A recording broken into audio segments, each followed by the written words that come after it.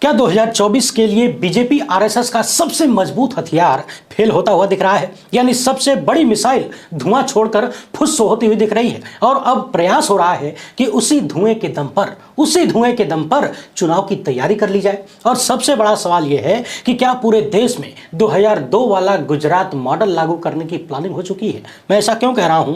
कुछ उदाहरण आप जब देखेंगे तो सब साफ हो जाएगा। कुछ जमीनी रिपोर्ट सामने आई है जिसे जितनी जल्दी हम और आप समझ लें, देख लें, उतना बेहतर होगा, अन्यथा पछताने का मौका भी शायद न मिले। इन घटनाओं को ध्यान में रखते हुए खुद से सवाल करिएगा कि क्या 2024 का चुनाव लाशों पर चढ़कर जीतने की तैयारी है? इसके साथ ही बात करेंगे उस परिवार की जहां हाल ही में देश के प्रधानमंत्री चाय पीने पहुंचे थे। एक इंटरव्यू में इस परिवार के लोगों ने ऐसी ऐसी बातें बताई हैं जिन्हें सुनकर आपको शोले फिल्म याद आ जाएगी। ये मामला जरूर सुनिएगा। उधर ईवीएम समेत तमाम चुनावी झोलझाल के मुद्दों को लेकर सैम पित्रोदा और सिविल सोसाइटी ने एक कमेटी बनाने की घोषणा की है 2024 चुनाव को लेकर। अच्छा, एक बात और आपको पता चली कि नहीं, हम और आप अब तक बिना आत्मा वाले देश में रह रहे थे, यानी मुर्दा देश में रहा करते थे।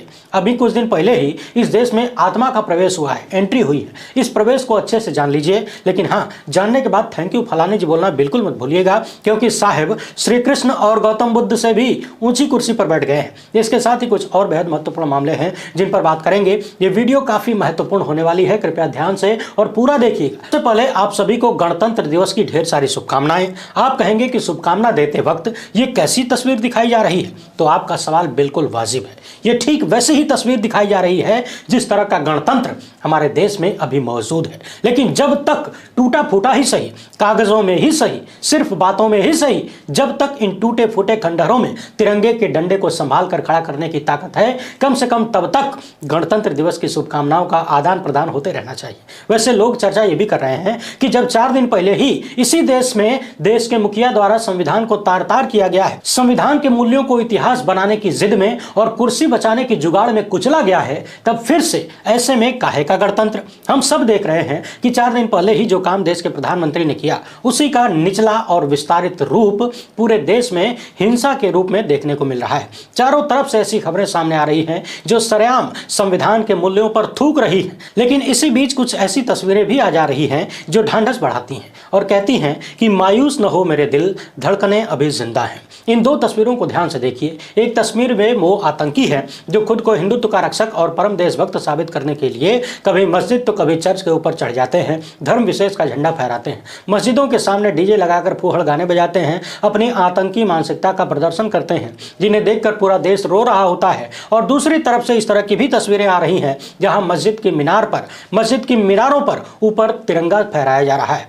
इस देश में पैदा होने वाला कोई भी नागरिक ऐसा नहीं है जो अपनी मिट्टी से प्यार नहीं करता। दरअसल दूसरों पर देशद्रोह का ठप्पा लगाने वाला वही आतंकी मानसिकता का व्यक्ति है जो इस जमीन से सिर्फ और सिर्फ लेना जानता है, चाहे उसके लिए भले ही किसी के खून से जमीन सींचकर फल उगाना क्यों न पड़ जाए। भारत का लोकतंत्र किस तरीके से ठोकतंत्र बनता जा रहा है और गणतंत्र किस तरीके से गणतंत्र बनता जा रहा है, यानी बंदूक तंत्र बनता जा रहा है, थोड़ी ही देर में आपको सारी कहानियां बताऊंगा जो सीधे सीधे गुजरात मॉडल से मेल खाती हैं। मगर उससे पहले एक अच्छी खबर सुन लेते हैं जो उम्मीद का किरण लेकर आती है। मोहम्मद जुबैर, जो कि ऑल्ट न्यूज नाम से पोर्टल चलाते हैं, इनके बहुत सारे और साथी हैं जिनमें अक्सर प्रतीक सिन्हा का नाम आता है। उन्हें तमिलनाडु की सरकार ने, यानी मोहम्मद जुबैर को तमिलनाडु की सरकार ने सांप्रदायिक सद्भाव बढ़ाने के लिए सम्मानित किया है।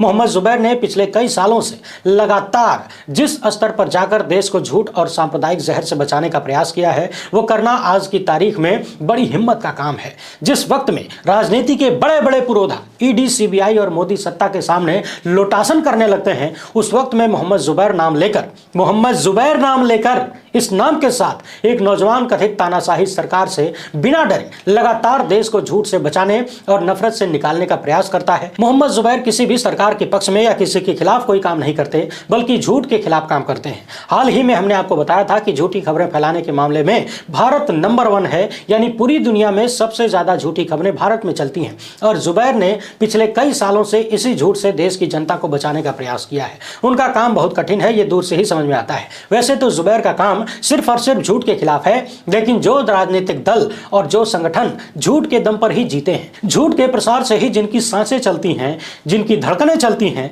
जुबैर का काम सीधे सीधे उनके खिलाफ हो जाता है। इसीलिए आईटी सेल के गुर्गे और एक राजनीतिक विचारधारा के लोग हमेशा जुबैर के दुश्मन बने रहते हैं। पिछले दिनों आपने ये भी देखा, मोहम्मद जुबैर को कथित अनर्गल मामले में ही उठाकर महीनों के लिए सरकार ने जेल में डाल दिया, लेकिन जुबैर उससे भी नहीं टूटे। जनता से आर्थिक समर्थन लेकर, लोगों के पैसों के दम पर चलकर जुबैर लगातार इस देश के लिए काम करते जा रहे हैं। एक तरफ गोदी मीडिया का लंबा चौड़ा लश्कर है, सैकड़ों लपड़झंडिस हैं, आईटी सेल, व्हाट्सएप यूनिवर्सिटी, सब कुछ है, लेकिन इन सब के झूठ के ऊपर अकेला मोहम्मद जुबैर भारी पड़ जाता है। हमारी तरफ से भी मोहम्मद जुबैर को इसके लिए बहुत बहुत बधाई, और उससे भी ज्यादा बधाई तमिलनाडु की सरकार को, जो झूठ के बाजार में सच्चाई निकालने वालों को सम्मान दे रही है। तानाशाह जब जब डरता है, पुलिस को आगे करता है, ये नारा आप अक्सर विरोध प्रदर्शन में सुनते होंगे। सवाल यह है कि क्या इस देश में एक दूसरा नारा शुरू हो गया है, और वो ये है कि मोदी शाह जब जब डरते हैं, गुजरात मॉडल को आगे करते हैं। जी हां, पिछले कुछ ही दिनों में देश के अलग अलग हिस्सों से 2002 वाला गुजरात मॉडल देखने को मिला है।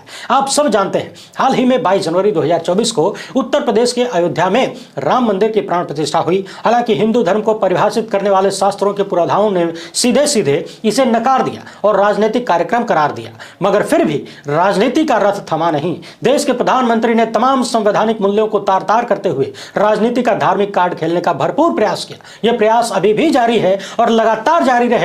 लेकिन यह अलग बात है कि जिस तरीके का माहौल बनाने की कोशिश थी और जितना शोर शराबा मचाया गया, वो दूसरे ही दिन थम सा गया। जानकारों का मानना है कि किसी ने सपने में भी नहीं सोचा था कि राम मंदिर का मुद्दा अचानक बैठ जाएगा, संठ मारकर हाथी की तरफ बैठ जाएगा। यदि आप सोशल मीडिया पर ही गौर करें तो अचानक से लोगों की रुचि इस मुद्दे से हट गई है। ऐसा लग रहा है कि शंकराचार्यों की वो बातें सही हो गई हैं कि यदि इसे चुनाव के लिए ही किया जा रहा है, तब तो अभी बिल्कुल नहीं करना चाहिए। अभी तो एक बहाना भी है कि मंदिर का उद्घाटन करना है।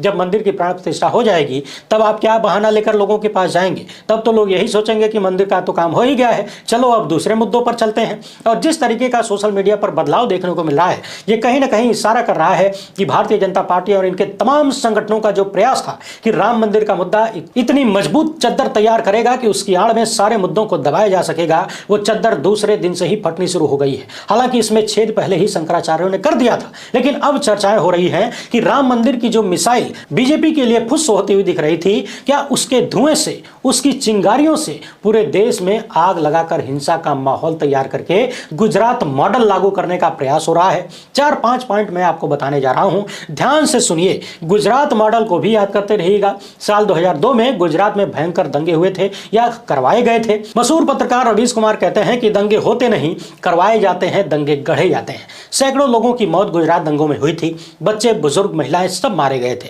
न जाने कितनी महिलाओं की किस्मत लूटी गई। उन्हीं में से एक बिल्किस बानो भी थी, जिनके परिवार के हत्यारों और उनके बलात्कारियों को मोदी सरकार ने सुप्रीम कोर्ट में झूठ बोलकर, फ्रॉड करके समय से पहले रिहा कर दिया। हालांकि बिल्किस की मेहनत रंग लाई, एक बार फिर से वो सारे बलात्कारी जेल में हैं, हत्यारे जेल में हैं। लेकिन गुजरात में 2002 के दंगों से संबंधित कुछ बातें निकल कर आती हैं, जो हाल फिलहाल में मुंबई में देखने को मिली है। हालांकि हमने पहले भी कहा था कि जिन राज्यों में भी भाजपा को राजनीतिक कमजोरी नजर आएगी, वोटों की कमजोरी नजर आएगी, वहां पर भरपूर आग देखने को मिल सकती है। ठीक वैसी ही सूरत देखने को मिल भी रही है। 22 तारीख को अयोध्या में राम मंदिर की प्राण प्रतिष्ठा होती है और 23 तारीख को मुंबई के मीरा रोड सेक्टर 5 में 200 से 300 लोगों की भीड़, जो 20 साल की उम्र के आसपास के थे, कुछ नकाब पहनकर, कुछ मुंह खोले आतंकियों के रूप में निकल पड़े। और इन आतंकियों ने उसी रास्ते को अपनाया जो रास्ता 2002 में अपनाया गया था। उस वक्त भी आरोप लगे थे कि दंगों से पहले ही धर्म विशेष के लोगों से संबंधित घरों पर निशान लगाया गया था और बाद में उन्हीं घरों पर हमला हुआ था। अभी दवायर की टीम ने जब मीरा रोड स्थित दुकानदारों से बातचीत की तो पता चला कि जिन भी दुकानों पर जय श्री राम लिखा हुआ झंडा लगा था, उन्हें छोड़कर बाकी सभी दुकानों पर हमला किया गया। 13 साल से बुटीक चलाने वाले शमशेर ने दवायर को बताया कि उनकी दुकान में हमले की वजह से उनका बेटा और एक रिश्तेदार घायल हो गया। और खास बात यह रही कि 20 मीटर की दूरी पर ही पुलिस खड़ी थी, लेकिन पुलिस ने भीड़ को रोकने का बिल्कुल भी प्रयास नहीं किया, बल्कि ऐसा लग रहा था कि पुलिस भीड़ की सुरक्षा के लिए वहां खड़ी है कि दंगाइयों को कोई चोट न पहुंचा पाए। अब याद करिए, गुजरात दंगों से संबंधित मामलों को जब आप पढ़ेंगे तो साफ साफ बताया जाता है कि पुलिस दंगाइयों को संरक्षण दे रही थी, पुलिस के सामने ही सब कुछ होता था। और ऐसे कई वीडियो सबूत भी सामने आए जिसमें दंगाई खुद ही स्वीकारते थे कि हमने पुलिस अधिकारियों से मदद ली, पुलिस वालों ने हमारी मदद की दंगा करने में। हाल ही में बीबीसी ने एक डॉक्यूमेंट्री जारी की थी गुजरात दंगों को लेकर। उसमें उस वक्त के मुख्यमंत्री नरेंद्र मोदी और वहां की सरकार को जवाबदेह ठहराया गया था। हालांकि मोदी सरकार ने उस डॉक्यूमेंट्री को इमरजेंसी कानून लगाकर बैन कर दिया और उसके बाद बीबीसी के कार्यालयों पर छापेमारी हुई, ये भी आपने देखा। यानी गुजरात दंगों में जिन दो चीजों का प्रयोग हुआ था, पहला तो यह कि दुकानों और मकानों को चिन्हित करने वाला उस समय एक विशेष निशान बनाए जाने की बात थी और अब झंडा लगाने की बात सामने आ रही है। दूसरा, पुलिस के संरक्षण में सब कुछ हो रहा है। पुलिस के संरक्षण और पुलिस की संवेदनहीनता की कहानी दिल्ली दंगों में भी सामने आई थी। याद करिए, जिस राजधानी में देश की पूरी राजनीति रहती है, उन राजनेताओं के घरों से कुछ किलोमीटर की दूरी पर ही दिल्ली 3 दिनों तक जलती रही। देश के सारे अधिकारी, सारे नेता पता नहीं क्या पीकर सो रहे थे। द वायर की इस रिपोर्ट में यह भी आरोप लगाया गया है कि तमाम दुकानदार मिलकर जब पुलिस के पास एफआईआर दर्ज कराने पहुंचे तो पुलिस वालों ने बहुत आनाकानी की। ढेर सारे सबूत पेश करने के बाद भी कहीं जाकर 4 एफआईआर दर्ज हो पाई। पुलिस वाले सुन ही नहीं रहे थे।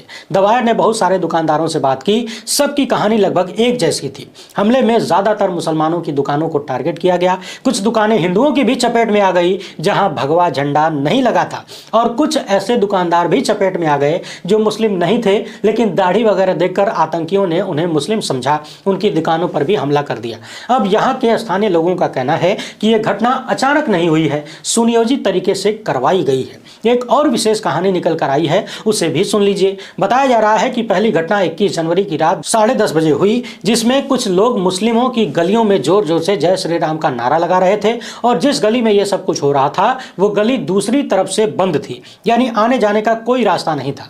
द वायर की इस रिपोर्ट में बताया गया है कि जो आतंकी इस तरह का काम कर रहे थे, इन सब ने पूरी साजिश के तहत जानबूझकर वहां लोगों को भड़काने का प्लान सेट किया था, ताकि कुछ भी करके इन लोगों को भड़काया जाए और फिर दंगा किया जाए। अब आप खुद ही कल्पना करके देखिए, आपके दरवाजे पर रात के 10:30 बजे हुड़दंग मचाया जाएगा और आपको चिढ़ाते हुए नारे लगाए जाएंगे, उकसाया जाएगा, तो इसे क्या कहा जाएगा? क्या यह आतंकी गतिविधि नहीं है? आतंक और आतंकवाद की परिभाषा क्या होती है? यही तो कि आपकी हरकतों से लोगों के मन में डर पैदा हो। मगर दुख की बात यह है कि मर्यादा पुरुषोत्तम श्री राम के नाम को इन आतंकियों ने आतंक का पर्याय बनाने का प्रयास किया है। जय श्री राम के नारे से लोगों को डर लगने लगा है, ठीक वैसे ही जैसे ISIS जैसे आतंकियों के नारे से लोगों को डर लगता है। लोगों ने बताया कि रात की हिंसा की वीडियो का स्थानीय भाजपा नेताओं ने सांप्रदायिक भावनाओं को भड़काने के लिए प्रयोग किया। महाराष्ट्र के मुख्यमंत्री ने कानून व्यवस्था बिगड़ने वालों को कार्रवाई की धमकी दी। एक पक्ष के लोगों पर भरपूर कार्रवाई होती हुई दिखी, जबकि भाजपा के नेता जो सरेआम सोशल मीडिया पर भड़काऊ बातें कह रहे हैं, भड़काऊ ट्वीट कर रहे हैं, उनके ऊपर कहीं कोई कार्रवाई नहीं होती है। वो सब छुट्टा सांड की तरह घुमाए जा रहे हैं। इसके बाद आपने देखा किस तरीके से कहीं किसी को नग्न करके जय श्री राम के नारे लगाए जा रहे हैं, किसी के साथ भयंकर मारपीट करके उसका वीडियो सामने आ रहा है, कहीं मस्जिद पे चढ़ के डीजे बजाया जा रहा है, तो कहीं चर्च के ऊपर भगवा झंडा फहराया जा रहा है। सवाल यह है कि जब तुम्हें चर्च और मस्जिदों के सामने ही नाचना था, वहीं पर जय श्री राम का नारा लगाना था, तो फिर अयोध्या में मंदिर बनाने की लड़ाई क्यों थी? यानी चारों तरफ से गुजरात मॉडल की झलकियां सामने आ रही हैं। जानकारों का यह भी मानना है कि जिस तरीके से भाजपा के मंदिर वाले मिसाइल का धुआं निकला है, आने वाले दिनों में गुजरात मॉडल की झलकियां और ज्यादा देखने को मिल सकती हैं। ऐसे में देश की आम जनमानस को सावधान रहने की जरूरत है। जो नौजवान जवानी के जोश में आतंकवादी बनने को तैयार हैं, उन्हें गुजरात दंगों में आतंकी का रोल निभाए इस मोची को देख लेना चाहिए। ये आज भी जूते सिलता है, रोता है, बिलखता है। सोशल मीडिया पर इसका इंटरव्यू उपलब्ध है। इतिहास से जो नहीं सीखता उसका भविष्य अंधकारमय हो जाता है। नौजवानों को इस व्यक्ति का इंटरव्यू देखना चाहिए कि उस समय के गुजरात की मोदी सत्ता के बारे में इस मोची ने क्या कहा है। ये व्यक्ति साफ साफ कहता है कि जिन लोगों ने ये सब कुछ करवाया और जिनके इशारों पर हमने सब कुछ किया, वो तो राज्य की सत्ता से निकलकर केंद्र की सत्ता में पहुंच गए, लेकिन हमारे जैसे लोग जो खून के प्यासे थे, जिनकी तस्वीरें एक वक्त में दुनिया दुनिया भर की पत्रिकाओं में छप रही थी वो आज भी जूता सी रहे हैं। एक और बात, आप सभी को भारत के पहले गणतंत्र दिवस की ढेर सारी शुभकामनाएं।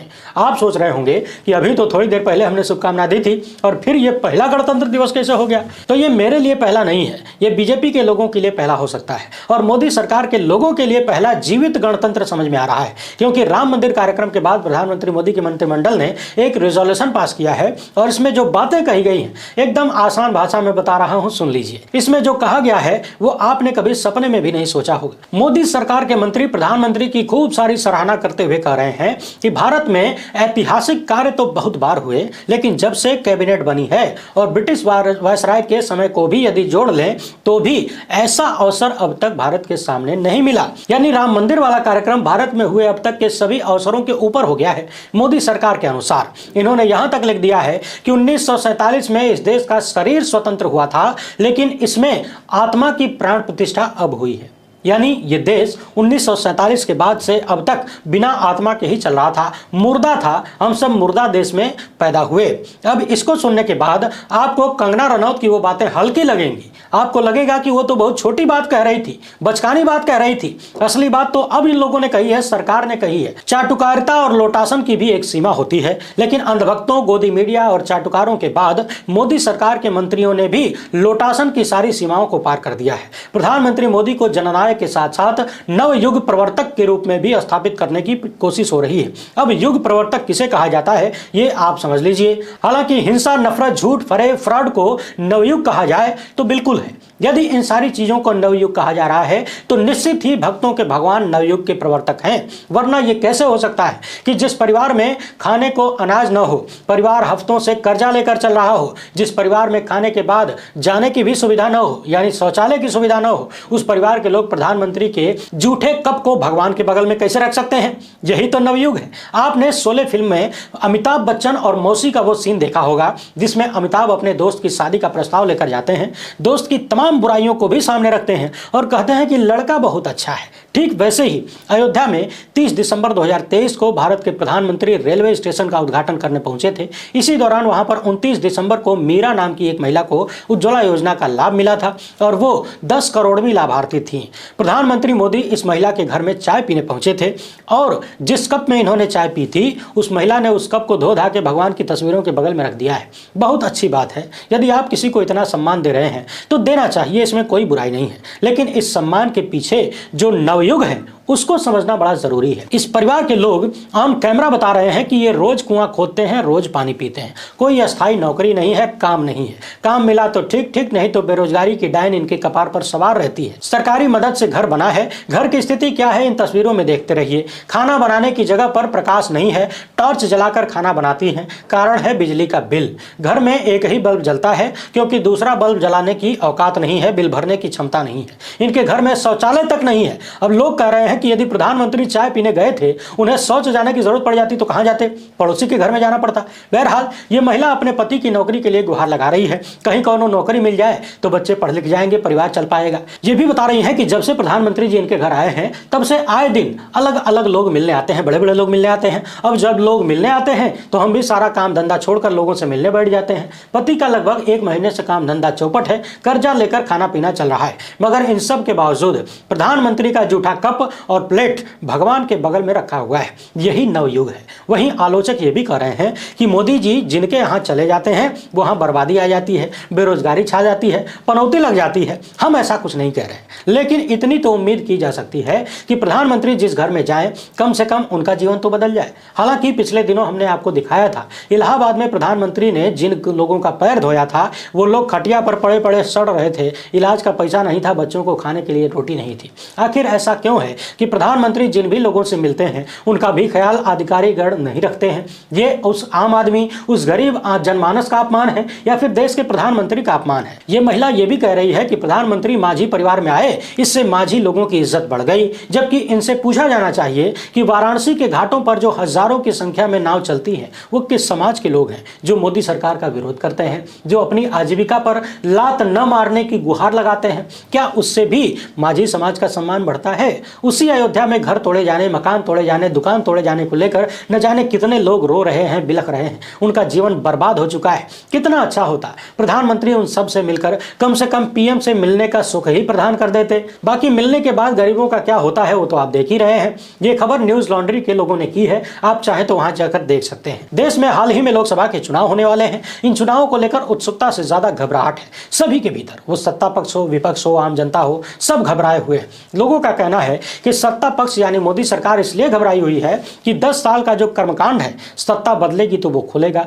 और जब वो खुलेगा तो बहुत सारे लोगों के लिए जेल का दरवाजा भी खुलेगा। इसीलिए सबसे ज्यादा घबराहट सत्ता के भीतर है। अगली घबराहट तमाम विपक्षी दलों के ऊपर है, जो ईडी और सीबीआई के प्रकोप से घबराए हुए हैं। कभी बंगाल, कभी पंजाब, कभी बिहार से खबर आ रही है कि फलाना नेता विपक्षी गठबंधन को छोड़कर ढिमकनवा नेता के पीछे भाग रहा है, डर रहा है कि ईडी का डंडा न पड़ जाए। उधर देश की जनता है जो सबसे ज्यादा घबराई हुई है चुनावी प्रक्रिया को लेकर। देश में एक बड़ी आबादी ईवीएम को लेकर परेशान है।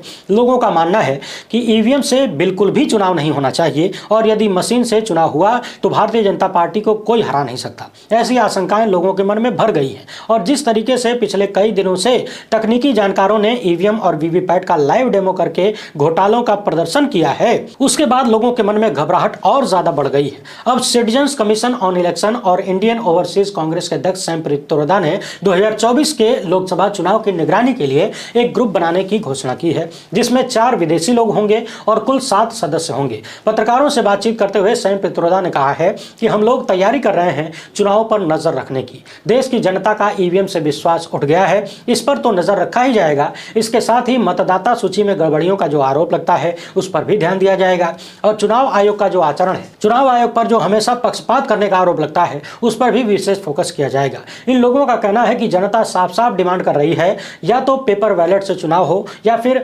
वीवीपैट की 100% पर्चियों का मिलान किया जाए। उन्होंने ये भी कहा है कि मामला ये नहीं है कि ईवीएम जैसे सिस्टम को हैक किया जा सकता है, या फिर पारदर्शिता की कमी है, या फिर सॉफ्टवेयर में कोई कमी है। ये सारे मुद्दे हैं ही नहीं। मुद्दा यह है कि लोकतंत्र में लोगों का विश्वास पुनर्जीवित होना चाहिए। वीवीपैट में किस तरीके की संभावित गड़बड़ियां हो सकती हैं, इसे लेकर पिछले दिनों हमने भी अतुल पटेल का ये वीडियो, लाइव वीडियो आपको दिखाया था। इन्होंने विशेषकर लोकहित इंडिया के दर्शकों के लिए एक वीडियो बनाकर भेजा था। पिछले दिनों कांग्रेस नेता और मध्य प्रदेश के पूर्व मुख्यमंत्री दिग्विजय सिंह के साथ भी इन्होंने ऐसा ही वीडियो लाइव डेमो करके दिखाया था। यदि आपने नहीं देखा है तो इसे जरूर देखिएगा, और ईवीएम को लेकर अपनी राय कमेंट बॉक्स में लिख